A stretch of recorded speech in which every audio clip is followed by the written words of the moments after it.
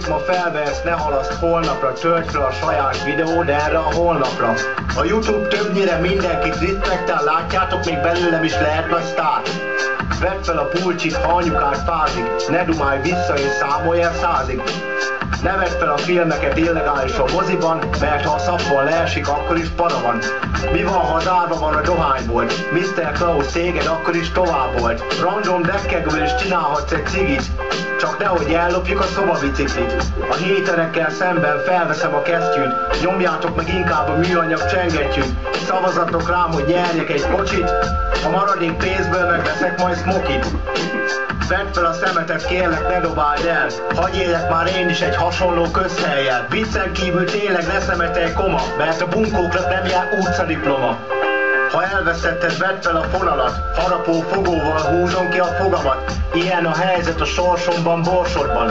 Vajon a levest még jobban borsozzam? Lehet a telepen pingpongasztalon szotyizni, de én sokkal jobban szeretek is smokizni. Ha leesett a földre, felveszem az aprót, remélem nem hívják rám a kommandót. Lehetted a pólód? Talán vegyél fel újat, folyik az orrod?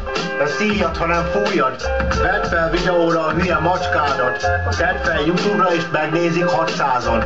A telefont vedd fel, ha keresnek rajta, attól csak nem szakad le a pajta. Ha jól verd, amit csinálsz, nyomassad tovább, ha tré vagy benne, álljál inkább odább.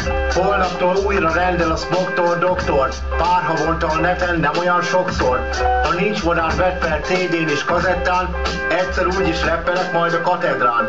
Múltkor felvettem és lejtettem egy tányért, szerencsére nem kellett fizetnem a kárért. Már 4 verszak óta nem beszéltem a smoke-ról, a végén még elpirulok ettől a sok bóktól. Megfázva és betegen, könnyen belázasodom, de ne hocit rá helyett, inkább a vázat sodrom. Felveszem a pizsamám és fekszem az ágyban, a smoky mint lázmérő csak úgy lóg a számban.